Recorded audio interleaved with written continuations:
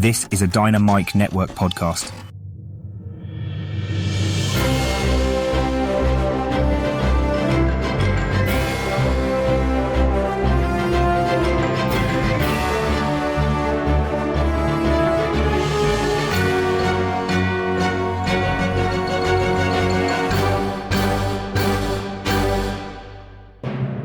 Hi, welcome to the Dynamic Duel podcast, where we review superhero films and debate the superiority between Marvel and DC by comparing their characters in stat-based battle simulations.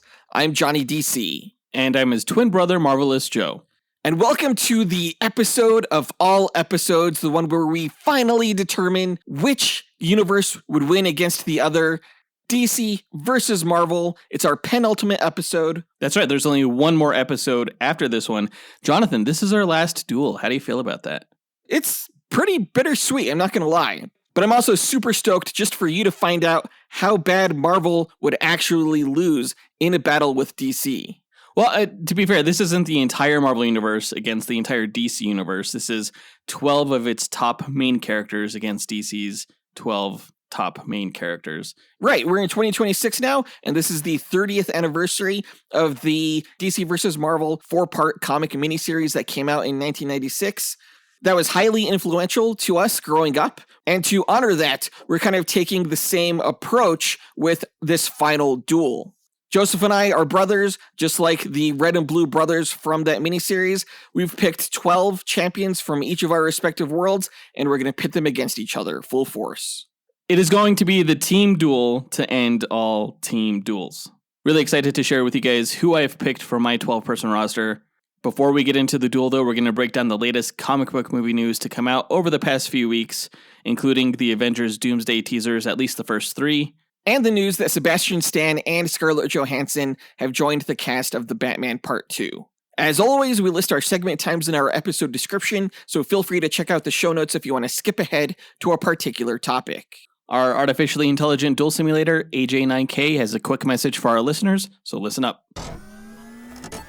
Hello, these are the final episodes of Dynamic Duel's weekly podcast, leading up to our grand finale on January 20th. We hope you've enjoyed the past 10 years of Marvel and DC duels and reviews, and we'd love for you to stick with us as we count down these last episodes. We're inviting you, the listener, to help us close out the show by visiting dynamicduel.com over the next few weeks and clicking the red microphone button in the bottom right corner to leave us a voicemail that we'll play during the final episode. Tell us what first got you into DC or Marvel, how long you've been listening, a favorite episode or moment, or anything else you want to share about what the podcast has meant to you. Your messages will be aired and responded to on the January 20th finale. Again, head to dynamicduel.com and leave your final message. We would love to hear from you. Pip pip cheerio. Thanks, AJ9K, and thanks to everyone who takes the time to call in and leave a voicemail. Guys, this is your last chance to leave a voice note to ever be featured in the show, so be sure to do that. Thank you so much to those who do. Yeah, you guys have until tomorrow, January 14th, the day after this episode drops, to call in. Let us know how long you've been listening, your favorite episode or moment, anything else that you want to share about what the podcast has meant to you over the past 10 years. Be sure to tune into the other shows on the Dynamite Podcast Network this week, guys, including Console Combat, where they discuss video game battles, Max Destruction, where they discuss movie and TV character battles, and Senjo World, where they discuss anime character battles. Visit dynamicpodcasts.com or click the link in our show notes to listen to all the shows in the Dynamite Podcast Network. But with that out of the way, for the final time, on to the news.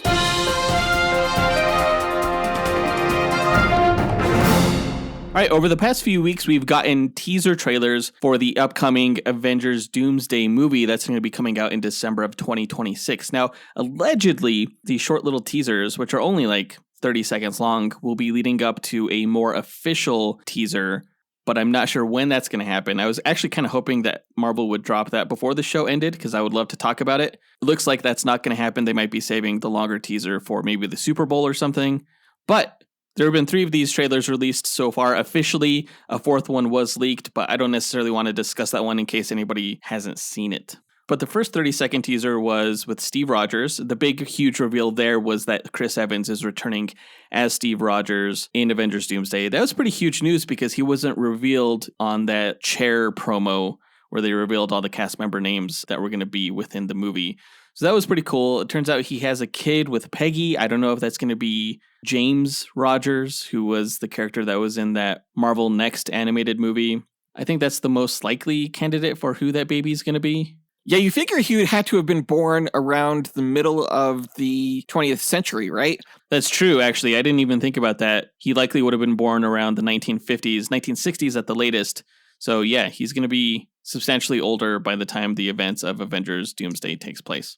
If they even show him in the current timeline, right? Like Steve Rogers might be plucked out of the timeline where his kid was born and he doesn't get to see him anymore or something like that. Who knows?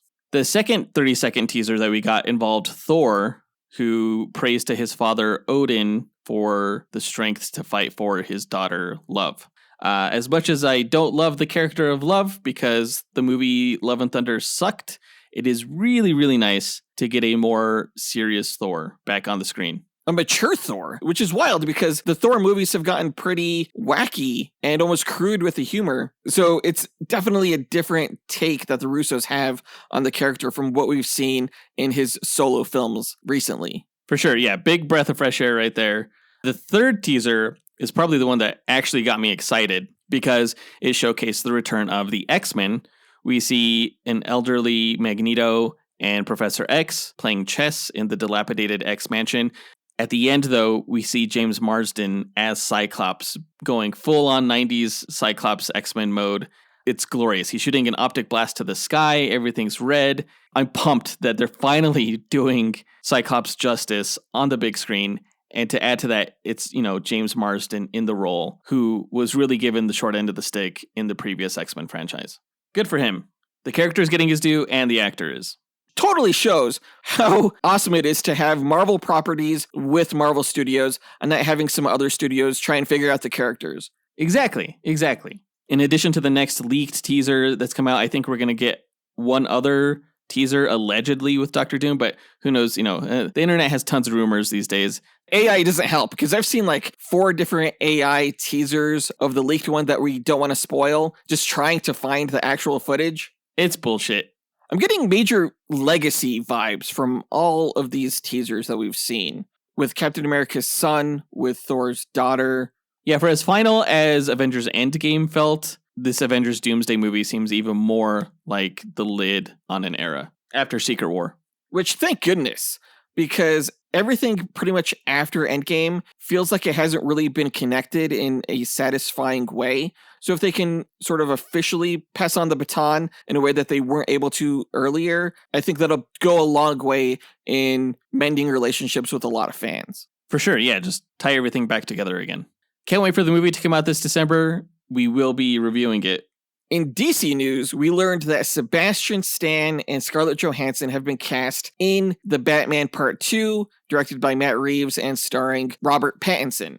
Now, it's been confirmed that Sebastian Stan is playing Harvey Dent, aka potentially Two-Face, though we are not yet sure who Scarlett Johansson is playing. The current rumors are that she will be playing Gilda Dent, who played a major role in the Long Halloween comic book series by Jeff Loeb and Tim Sale, which I did not see coming. We've seen Harvey Dent a lot in a lot of media, so I didn't think they were going to go that route.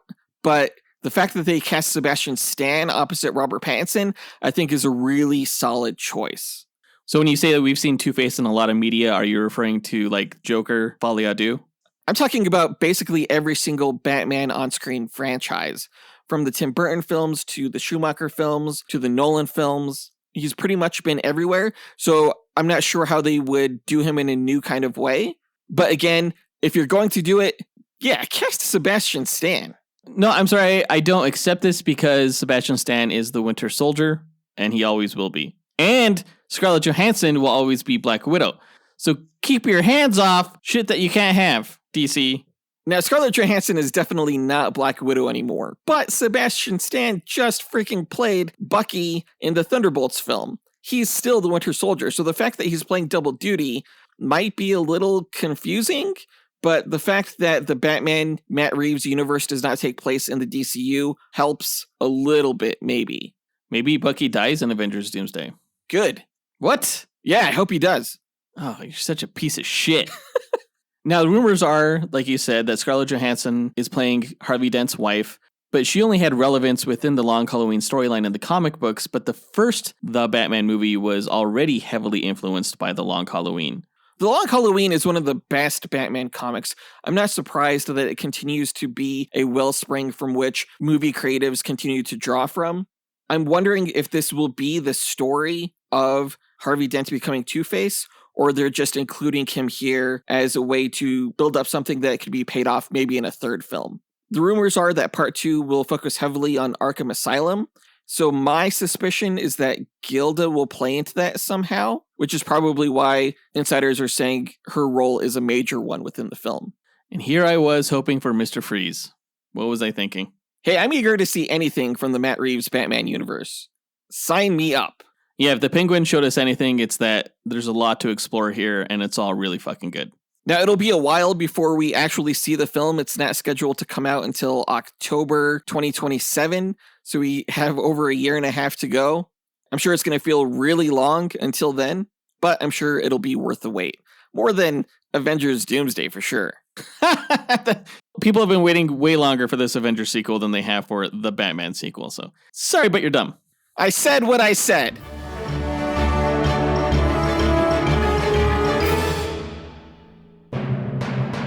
But now let's get to the Duel matchup 10 years in the making and find out who is going to win in a 12 versus 12 matchup of DC versus Marvel.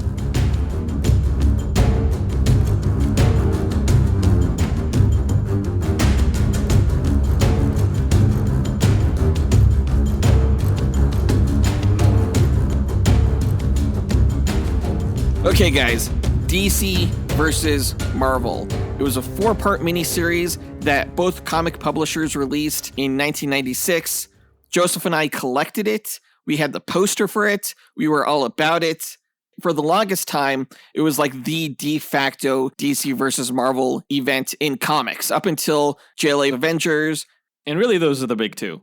Yeah. At least when it comes to like universe-wide events, not just individual character crossovers.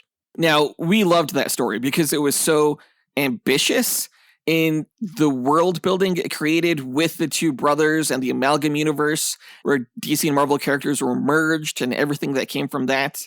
We even named our awards show that we do at the end of every year after the brothers that represent the DC and Marvel universes from this miniseries, in which each brother chose champions, essentially the most popular characters at the time, to pit against each other to decide which universe lived and which universe died. And those matches were Superman versus Hulk, Batman versus Captain America, Wonder Woman versus Storm, Green Lantern versus Silver Surfer, Flash versus Quicksilver, Aquaman versus Namor the Submariner, Shazam versus Thor, Catwoman versus Elektra, Superboy versus Spider-Man, Lobo versus Wolverine, and Robin versus Jubilee.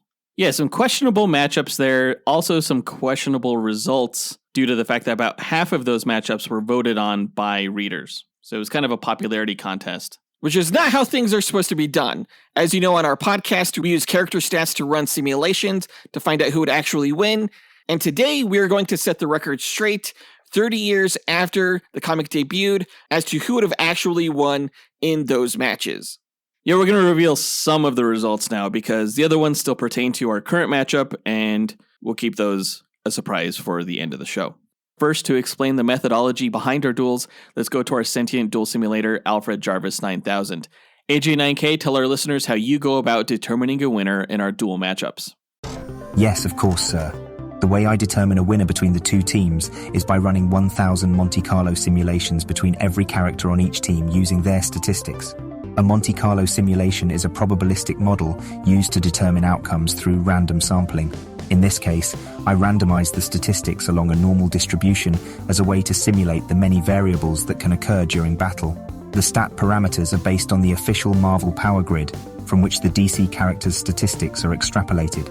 Additional stat categories are included such as range, damage potential, versatility, and perception in order to create a more detailed and accurate simulation. The results of the 49,000 simulations provide a percentage of wins for each character on both teams. The team with the higher average win rate is declared the victor, as they have a higher probability to win any given battle. In an equitable pairing, neither team should win 100% of the matches. The comic book stories have shown that there's even a way for Batman to defeat Superman, so the confidence rate of my method falls in line with the precedents that have been established in the source material. My mathematical simulations are without subjectivity or bias. Feats are not the sole consideration, nor are fan votes tabulated for determination of the winner. Thanks, AJ9K. Yeah, let's kick things off with probably the most confusing matchup to me from the 90s miniseries, Spider-Man versus Superboy. Now, I understand that at the time, Spider-Man's clone saga was going on, so they wanted to pit a clone against a clone, but of all the clones you could have chosen, Superboy was by far the weirdest. Now, in the comic, Spider-Man beat Superboy, but according to our results, Superboy would actually beat Spider-Man 59.5% of the time compared to Spider-Man's win rate of 40.5%. Yeah, no surprise there. That's a weird matchup. In the Aquaman versus Namor the Submariner matchup, they actually got that result right. Aquaman would defeat Namor, as we actually have previously confirmed in an earlier episode of Dynamic Duel, Aquaman versus the Submariner. Aquaman wins 60.7% of the time. We also confirmed that Flash would defeat Quicksilver 76.9% of the time. But in a matchup we haven't done, Lobo versus Wolverine, it looks like they got it wrong. Lobo would actually stomp Wolverine 82.1% of the time compared to Wolverine's win rate of 17.9%. How does that feel, Joseph? Unsurprising. It was a bad matchup. Also a bad matchup, Wonder Woman versus Storm. Wonder Woman actually beats Storm, not the other way around, as it happened in the comic. Wonder Woman has a win rate of 63.9% compared to Storm with a win rate of 36.1%.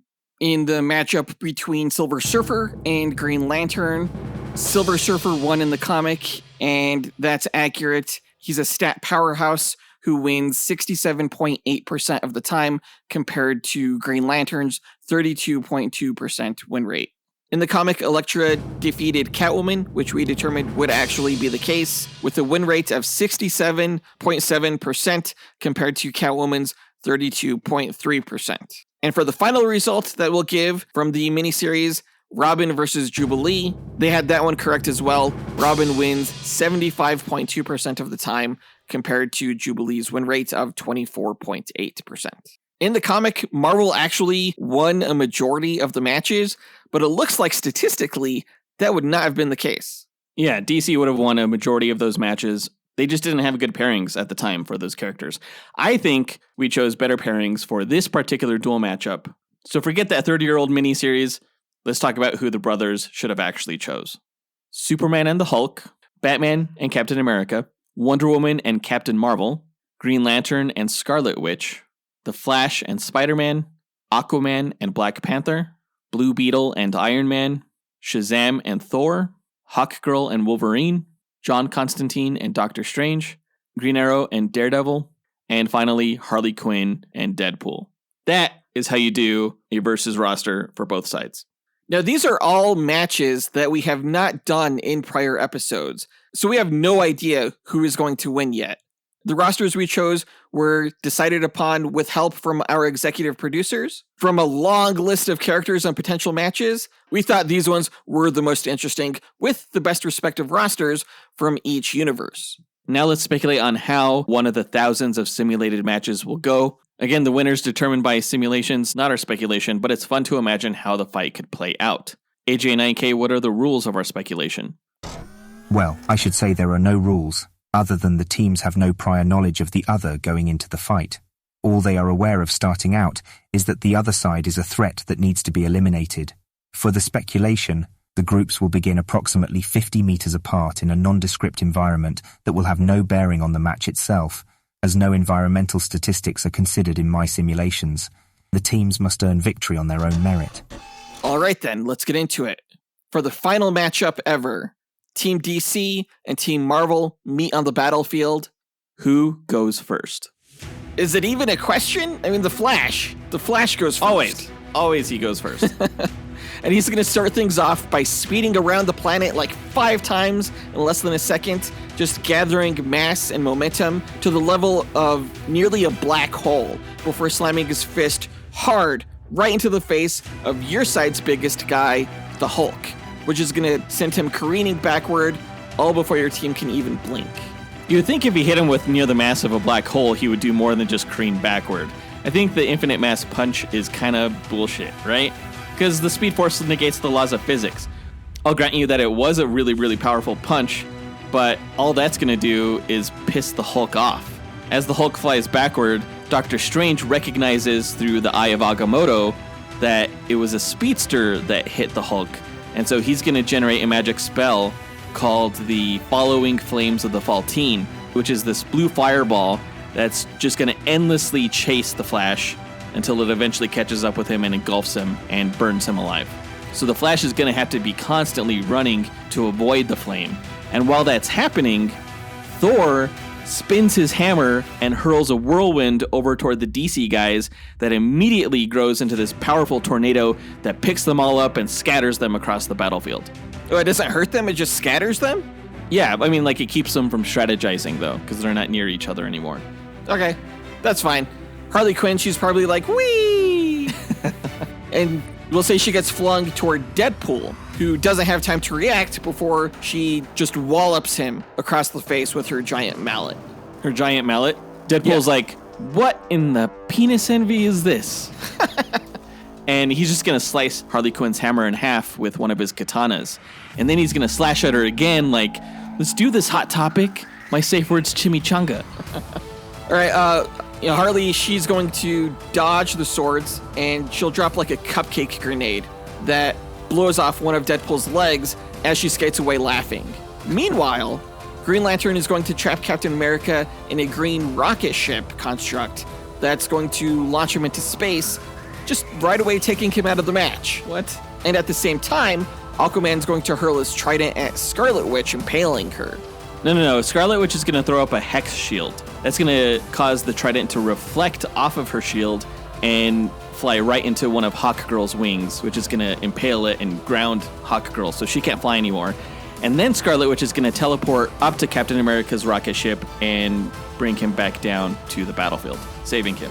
You do realize that Hawkgirl's wings are not organic, right? Like, they're made of nth metal. Actually, that's the same material that Aquaman's trident is, so it doesn't pierce her wings. Actually, the trident is just going to ricochet off her wings and get lodged into the ground beside her. So she'll pick that up, and now she's dual-wielding two nth metal weapons with Aquaman's trident and her own mace, and she's just going to combo strike Spider-Man like a stab, bash, spin, slash, stab combo. No, but Spider-Man has Spidey sense, and that'll allow him to dodge and flip and spin and avoid getting hit by Hawkgirl's weapons. And while he's dodging, he's going to shoot a couple of web strands at Aquaman and use them to slingshot Aquaman right into Hawkgirl, so they collide and get knocked down. And while that's happening, Captain Marvel flies over to Green Arrow and shoots an energy blast that turns him into a smear on the ground. Except that the blast is blocked by Wonder Woman, who, leaps in to protect Green Arrow with her silver bracelets. And Green Arrow, from behind Wonder Woman, is going to hit Captain Marvel with an explosive arrow that's going to knock her out of the air. Okay. Meanwhile, Wolverine straight up lunges and pounces on Constantine, pinning him to the ground and stabbing him right through the gut with his claws. Okay, that'll hurt Constantine.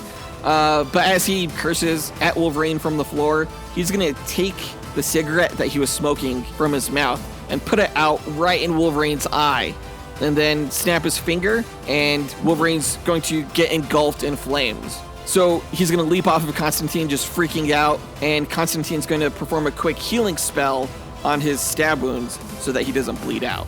Okay, so Wolverine's on fire, but Iron Man is going to fly over to him and use extinguishers in his suit to douse Wolverine. So Wolverine's charred, but his healing factor will kick in. Simultaneously, Iron Man is going to shoot out a homing missile that locks onto Batman and flies over to him and explodes him. No. Batman, he'll dive out of the way of the missile, and, as it, circles back toward him, he's going to shoot out a bat flare as a decoy that the missile will lock onto instead. And actually, he shoots that flare at Captain America across the battlefield, so the missile blows him up. Captain America's like, oh shit. And he holds up his shield just in time to protect him from the flare and the missile explosion. So he's unfazed.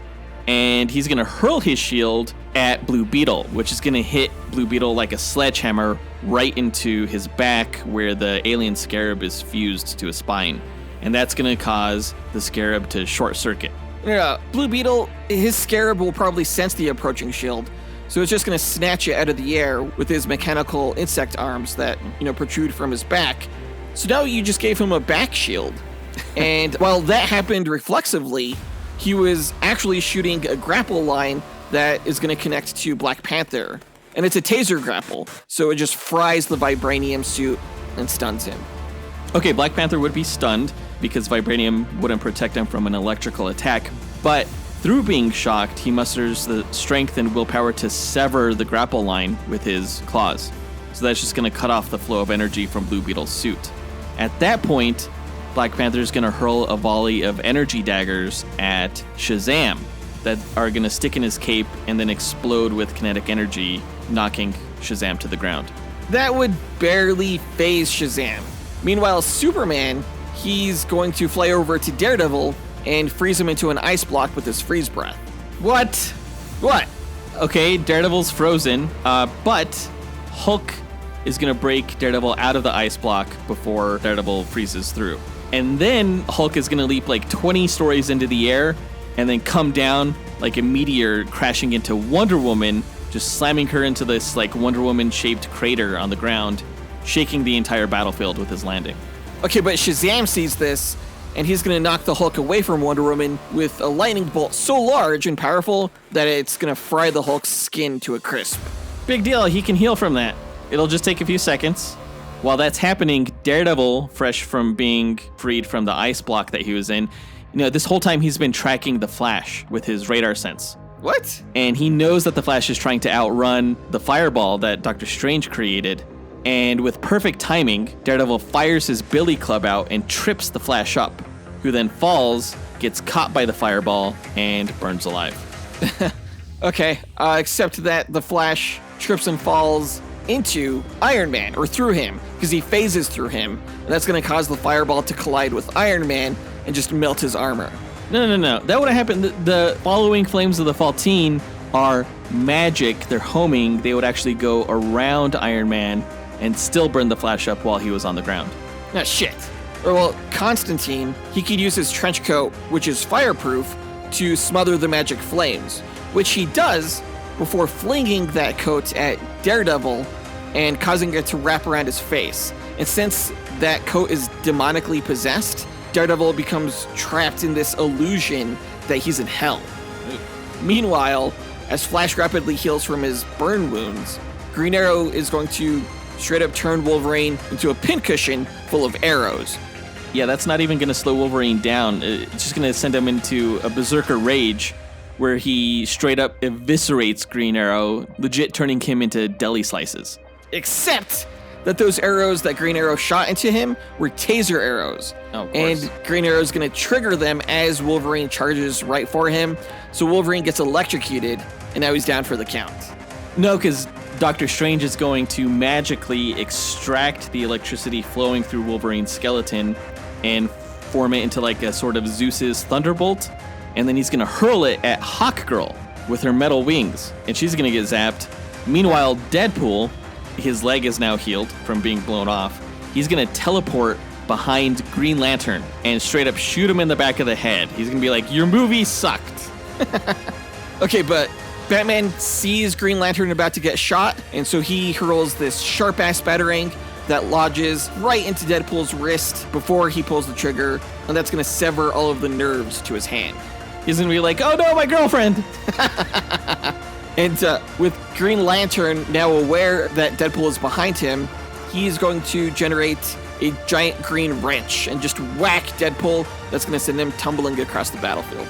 Okay, well, Spider-Man is going to web up Harley Quinn, web up her skates, which is going to make her trip and eat shit. She tries to curse him out like, fuck you, Pajama Man, but he's going to web her mouth shut, and he's going to put her in like this web cocoon, just web her all up. Meanwhile, Iron Man fires a repulsor blast at Blue Beetle that knocks Blue Beetle to the floor and knocks Captain America's shield off of his back. Okay, Blue Beetle would probably get hit, but, he would set up a giant shield in front of him to block any additional beams from Iron Man. And then he'll transform that shield into like this massive energy cannon that he'll use to fire a giant laser beam like the size of a semi-truck right back at Iron Man, knocking his ass into outer space. It would never even hit him because Captain Marvel flew into the laser's path and absorbed all of that energy from Blue Beetle. So she's like pulsing with cosmic energy now, and she just unloads all of that into Superman. So it's Superman's ass that gets knocked into outer space, not Iron Man. Okay. Meanwhile, Aquaman has his trident back, and he's locked in with a battle with Thor, who we'll say has generated this massive storm and is hurling lightning at Aquaman. But Aquaman, he's going to slam his trident into the earth to ground the lightning strikes, and then pull it out and use its magic to gather all of the rainwater from the storm into a swirling pillar of water, a whirlpool around Thor that's going to drown him. Aquaman can control water now? Well, I mean, technically, yes. Like, he controls water in the comics, even without the trident now. But, I mean, he's been able to do that, more or less, with various tridents for some time in the comics. I guess I don't understand what a whirlpool is going to do to Thor, because he can simply fly out of the whirlpool. Fuck! Because no current's going to be able to hold him. Meanwhile, Hulk is going to punch the ground hard enough to create a fissure in the earth that the Flash falls into and then dies. Dude, you think Flash can't outrun a fissure? Or, like, run up a fissure wall? He's going to do just that, and then run literal circles around the Hulk, vacuuming the air out of his lungs and causing him to transform into Bruce Banner. And when Flash notices that this happens, he's going to pick Banner up and just drop him off on the other side of the planet and leave him there before running back to the battle. Meanwhile, Shazam and Captain Marvel are going to be trading blows midair, but the wisdom of Solomon tells Shazam that while she may have absorbed Blue Beetle's energy attack, she probably can't absorb magic. So that's when he summons this massive bolt of living lightning that's going to crash Captain Marvel straight into the ground. Okay, yeah, she can't absorb magic. That makes sense. But Scarlet Witch is going to fire a hex bolt at Wonder Woman's lasso that's on her side, causing it to unravel and wrap around Wonder Woman and just hogtie her. And these knots are indestructible, so Wonder Woman is powerless to escape her lasso. Meanwhile, Black Panther leaps onto Hawkgirl's back and uses his anti-metal claws to tear her metal wings right off. She crashes into the ground and probably tries to hit Black Panther with her mace, which she does, but Black Panther absorbs the blow of that with his vibranium suit. So he gets knocked away, but he's like vibrating with all of this kinetic energy now. I don't think antimetal would break down like common Earth metals. So while Black Panther sure does cause Hawkgirl to crash to the ground from slashing her back, I'm going to say her wings remain intact. And Black Panther, yeah, he's still knocked away by her mace strike. But while that happened, Superman is going to swoop back to the battle from outer space, and he's just going to rain down heat vision onto Captain America, who does not have a shield. No, he has a shield. He got it back when it was knocked away from Blue Beetle when Iron Man blasted him. So Captain America uses the shield to block Superman's heat vision, and actually it reflects off of Captain America's shield, hitting Aquaman, who burns and gets dehydrated from the heat. Then Captain America runs over to Daredevil and yanks Constantine's coat off of his face, which pulls him out of the Hell illusion. And now free, Daredevil flips over to Batman, dodging all of Batman's strikes, and he wraps his Billy Club cable around Batman's neck and just garrots him. Okay, well, you know what Daredevil didn't see coming, though? He doesn't see anything coming. Exactly. But especially Harley Quinn's chaotic tendency to show up just out of nowhere. Because after getting out of Spider-Man's webbing with an acid pellet, she's going to load a stink bomb round into her pop gun and fire that at Daredevil. And that's going to overload his senses with a smell worse than hell, allowing Batman to get free. And while Daredevil is distracted, Harley Quinn's going to follow up with another round, this time a 9mm one, which she's going to use to send him to heaven. So Daredevil's out? Yes, and meanwhile, Wonder Woman, she's been shimmying back and forth while wrapped in her lasso, and that's going to give her enough slack to clap her bracelets together. And that's going to emit enough force to cause a gap in the wrapping that allows Wonder Woman to free herself. And now that she's free, she's going to lasso Captain Marvel by the neck and just yank her toward her, slamming her fist right into Captain Marvel's face, just laying her out cold. Okay, but right before Wonder Woman's fist makes contact with Captain Marvel just explodes like an energy bomb, which is going to knock Wonder Woman away, and Captain Marvel's going to free herself from the lasso. While that's happening, Captain America is going toe-to-toe with Harley Quinn, and Harley Quinn just is not going to stand a chance in that fight. He's going to disarm all of her attacks and just knock her out unconscious with his shield before she even has anything funny to say. So Harley Quinn is now out of the match. Okay. All right, well, Green Arrow and Deadpool are going to be battling, and Green Arrow is going to manage to fire several cheap shot boxing glove arrows right at Deadpool's nutsack like it was a speed bag. And while Deadpool's lying on the ground wincing, that's when Green Arrow is going to pin his head to the floor with an adhesive arrow, gluing it to the ground permanently, so Deadpool's also out. Okay, gluing his head to the ground with an arrow through the brain? Yeah. That's pretty clever. Okay, well, Doctor Strange uses the Eye of Agamotto to find Bruce Banner on the other side of the world, and he's going to open a portal to bring Hulk back into the battle. Okay. But the portal is going to be set up right above Hawkgirl. So Hulk drops back into the fight, right onto Hawkgirl's back, crashing her into the ground and smashing her to a paste. Because he's like mega pissed right now. So Hawkgirl's out of the match.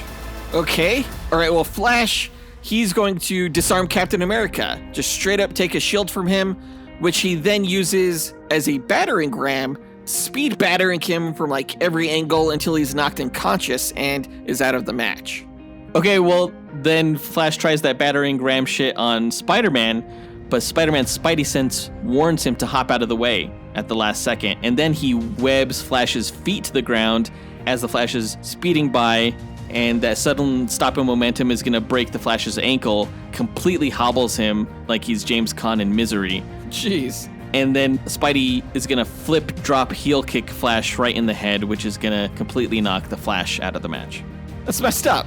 But meanwhile, Constantine, he's, using sigil shields to ward off blasts from Captain Marvel, and he has his coat back on, by the way. So he's going to reach into one of his coat pockets and pull out a flask, which he hurls at her.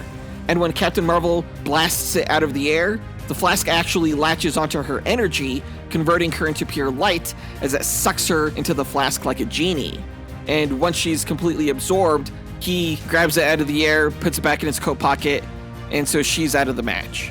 Oh, that was interesting. Okay, well, speaking of Captain Marvel being out, Scarlet Witch is going to place a psychic hex on Shazam.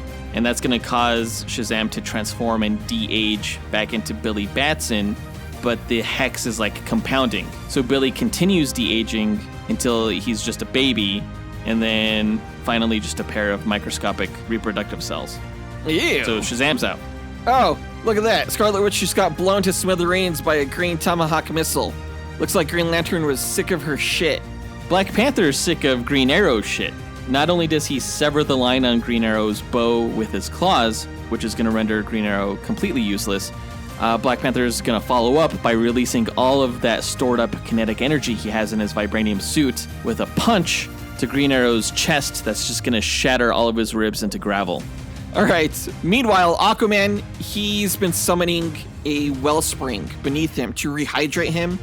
And finally, like Old Faithful, this hot geyser shoots out from beneath him, launching him into the air, where he magically redirects the jet stream onto Spider-Man, which is going to pin him to the ground before Aquaman lands right on top of him, impaling him with his trident.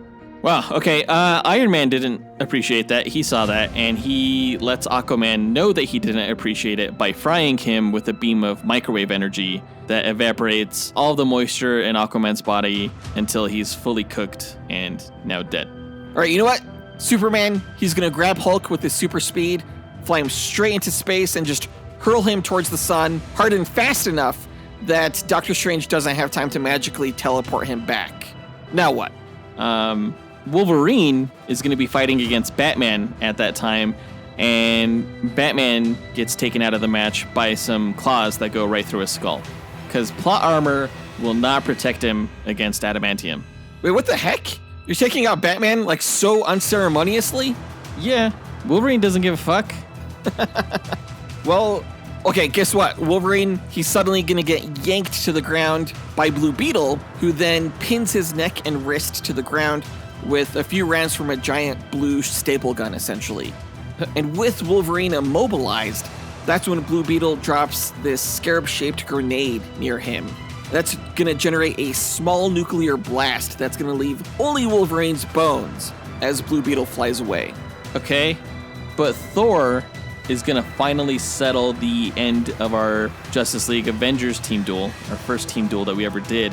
He's going to channel his supernatural godly energies into his hammer, and he's going to fire it from Mjolnir as a god blast that's going to punch a hole right through Superman, who is vulnerable to magic.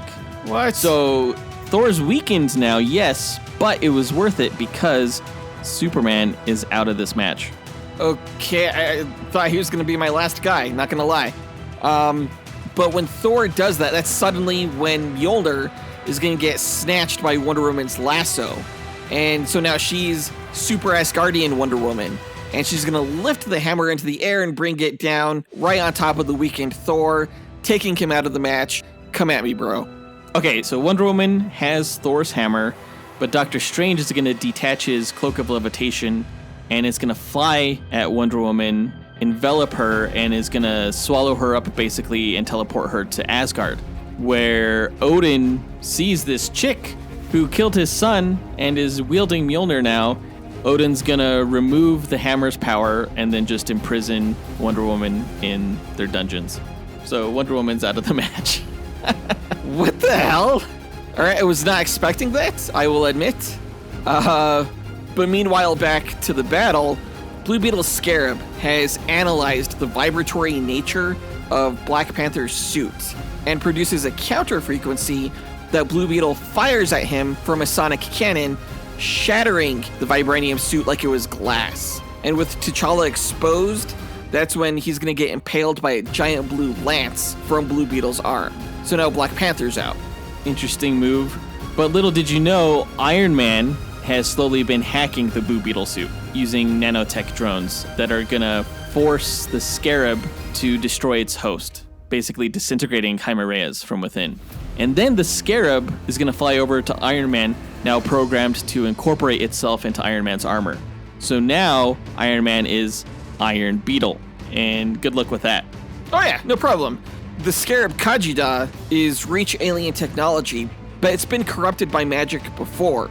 So that was actually stupid on behalf of Iron Man, because Constantine knows the history of the Scarab, and so he's going to recite a self-destruct incantation that Iron Man can't decode in time, so kaboom, Iron Man's out. Okay. Doctor Strange sees this, and he's going to detect the dark occult magic that's in Constantine, and he's going to trace that to all the demons that are in hell that own a part of Constantine's soul. So Doctor Strange is going to use a little bit of dark magic to summon these demons to the battlefield, where they each rip Constantine to pieces and drag him to hell in small bits. Oh, dang. That's like the worst way to take out Constantine. Good. Well, I guess it's down to Green Lantern and Doctor Strange. Here it is. The last one standing, the duel to end all duels, and Green Lantern is going to be the one to quick draw first. He's going to point his ring at Doctor Strange, trapping and freezing him in a giant green lantern, like a power battery that's on Oa, which has held entities like Parallax, and the lantern battery drains Doctor Strange of all of his magic power, and Green Lantern is going to use it to power his own ring with like Starheart magical energy, and he's going to be like, beware my power. Green Lantern's light! And he's going to snap his fingers and Doctor Strange just ceases to exist. End of match. You're right. Yep. And then Doctor Strange wakes up from his trance, recognizing that that was one of the thousands of simulations where his Marvel team didn't win. So with the compounded knowledge of everything that his team needs to do to win, he's going to confer with the rest of the Marvel heroes outside of time, and then he's going to rewind the clock back to the start of the match with everyone knowing exactly what they need to do to win decisively and swiftly, and the DC guys just fucking get annihilated. They're going to be thinking they suck so hard because they get defeated so quickly, and even Batman's going to be like, what the hell, before he dies, and Marvel wins. Match over. In the 10 years of this podcast, that is the stupidest thing I've ever heard come out of your mouth. Or the coolest.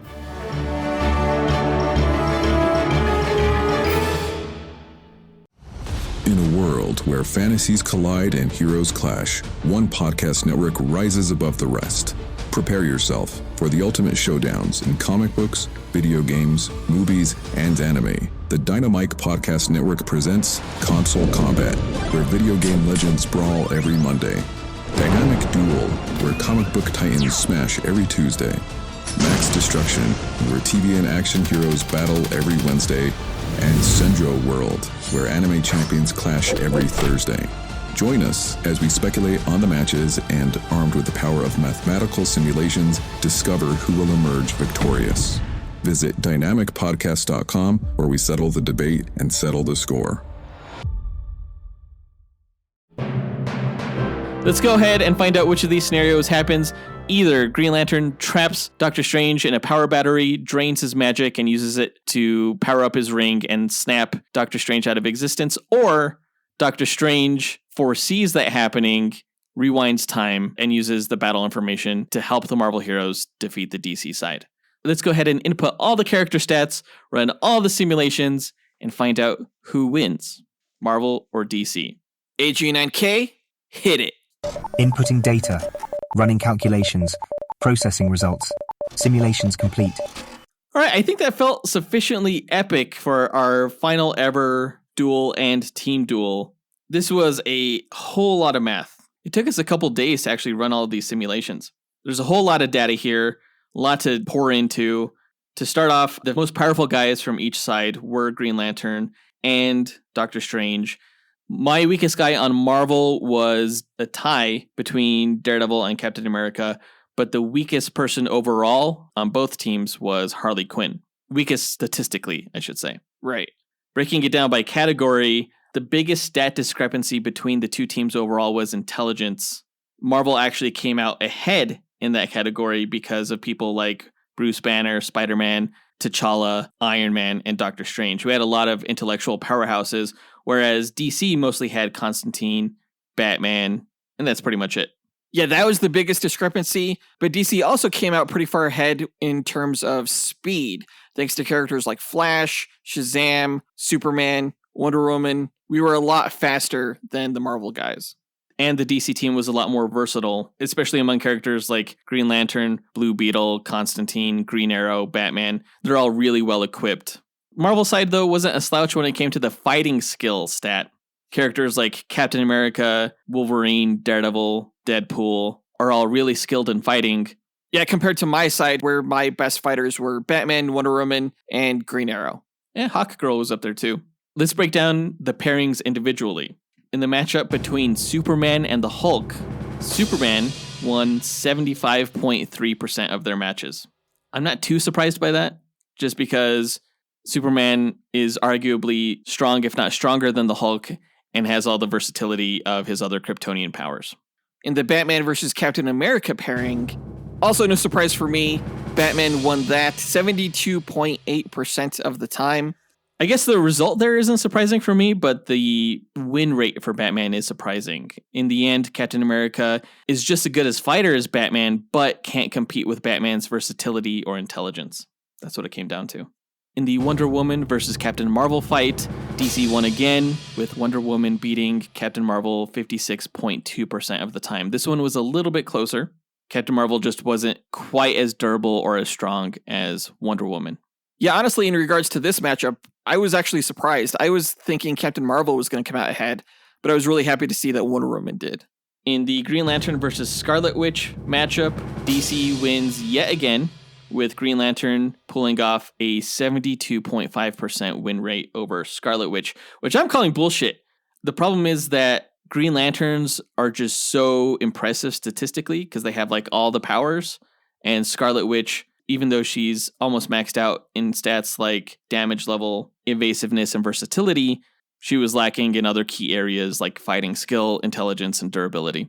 Right, so DC has won all 4 matches so far, but that ended when we pit Spider-Man against the Flash. I totally thought the Flash was going to win this, but Spider-Man did. 54.3% of their 1,000 matches. Which, what? Yeah, for as fast as the Flash is, Spider-Man is arguably a slightly better fighter. He has his spider sense, which helps him, and he's stronger. So that was a close matchup, but Spider-Man did narrowly get the victory there. In the Aquaman versus Black Panther matchup, unfortunately, Aquaman won that one, winning 54.1% of the time over Black Panther. Again, that was a pretty close one as well. It looks like Nth Metal does win the war against Vibranium. I don't know about that, but Aquaman did eke out a win due to his strength stat. In the matchup between Iron Man and Blue Beetle, Earth comes out ahead against the aliens because Iron Man won 67.7% of the matches compared to Blue Beetle's 32.3%. I'm not surprised by that one. I will say that Blue Beetle was a lot more statistically impressive than I thought he would be against Iron Man. But Iron Man still had a pretty damn high win rate, so it just goes to show that Iron Man is just way better than Blue Beetle, largely due to his intelligence. Yeah, Iron Man was one of your most powerful characters, very impressive statistically. In the Thor versus Shazam fight, now this is one of the fights that took place in the 90s crossover, we can definitively say that Thor does beat Shazam 59.5% of the time. In the end, Shazam was just a little bit too much of a one-trick pony, with Thor being able to do everything that Shazam could do, but even more. In our closest pairing, Wolverine beat Hawkgirl 50.2% of the time. Coin toss. Now, this is kind of a throwback to our Hawkman versus Wolverine duel episode. I'm really glad we redid that, though, because if you listen to that episode, the power set we used for Hawkman was very specific to the New 52 era and completely outdated. They didn't have identical stats. Hawkgirl was more evasive because she could fly, and she was stronger, but Wolverine was a better fighter and more durable. They kind of evened each other out. Therefore, a coin toss. In the matchup between Doctor Strange and Constantine, Doctor Strange won 73.8% of the time. Due to a variety of stats, I think largely it just comes down to the fact that Doctor Strange is a sorcerer, whereas Constantine is an occultist, and therefore things just come a little bit slower and harder for him. But also Doctor Strange is a powerhouse statistically. Like, he has all the powers. He's super smart. Right. Again, your most powerful character. Right. In one of my favorite pairings, Green Arrow versus Daredevil, I'm happy to say that Green Arrow won 54.5% of the time, which I think means that Bullseye would totally stomp in a real matchup against Daredevil. Out of all the matches so far, this one pisses me off the most, because I don't see how Green Arrow would ever hit Daredevil. I guess sometimes Bullseye does hit Daredevil in their fights, but what really eked Green Arrow over the top was his versatility. You know, Daredevil just has his billy club, and it doesn't have as good of a range as Green Arrow's plethora of arrows. Eventually, you know, Green Arrow is going to tag him or choose some kind of arrow that overwhelms his senses. It's bullshit. In the final matchup, where we pit Deadpool against Harley Quinn, I don't think this is any surprise. Deadpool won 61.1% of the time. Harley Quinn had a more varied arsenal with all of her silly gadgets, but Deadpool's healing factor was just second to none, unless you're Wolverine. Or the Hulk. But I mean, like we said earlier, Harley Quinn was my weakest character. She actually did not come out ahead in a majority of her matches. Now, tallying it all up, we had 12 matches, and surprisingly, we each had 6 wins. Yeah, I got really lucky with the Wolverine versus Hawkgirl fight because that was a coin toss, and if Wolverine didn't win that one, the overall score would have been DC 7, Marvel 5. But since we each won 6 matches, I guess it's a tie for Marvel and DC. No. We have the total wins for all of the matches for all of these characters, so let's find out who actually wins between everyone. AJ9K, the results, please. Here you are, sir. The winner of the matchup between Team DC and Team Marvel is Team DC.